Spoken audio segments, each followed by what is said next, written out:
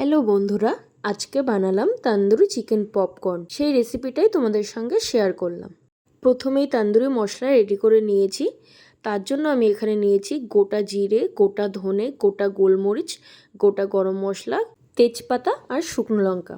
এবার কড়াই গরম করে শুকনো কড়াইতে এই গোটা মশলাগুলোকে দিয়ে দিয়েছি। মশলাগুলো হালকা ভাজা ভাজা করে নিয়ে ঠান্ডা করে মিক্সির জারে দিয়ে এটার একটা মিহি গুঁড়ো করে নিয়েছি। আমি এখানে উইথ বোন চিকেন নিয়েছি 400 গ্রামের মতো। তাতে একটি পাতিলেবুর রস, 2 টেবিল স্পুন টক দই দিয়ে ভালো করে ম্যারিনেট করে রেখে দিয়েছিলাম আধা ঘন্টার জন্য। এরপর আদা, লঙ্কা আর রসুন দিয়ে আরেকটি মশলা বানিয়ে নিলাম। এরপর ম্যারিনেট করা চিকেনে বেশ খানিকটা লবণ, গুঁড়ো করে রাখা তান্দুরি মশলা আর আদা রসুনের পেস্ট দিয়ে ভালো করে মিশিয়ে তাতে 1 টেবিল স্পুন বেসন আর 1 টেবিল স্পুন তেল দিয়ে এটাকে ম্যারিনেট করে রেখে দিয়েছিলাম 2 ঘন্টার জন্য।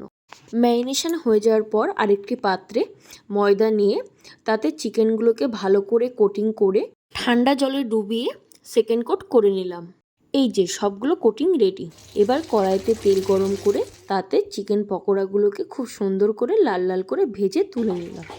রেডি হয়ে গেছে আমার তান্দুরি স্টাইল চিকেন পপকর্ন। খেতে কিন্তু দারুণ হয়েছে। স্ন্যাক্সে তোমরা এই রেসিপিটি ট্রাই করতে পারো।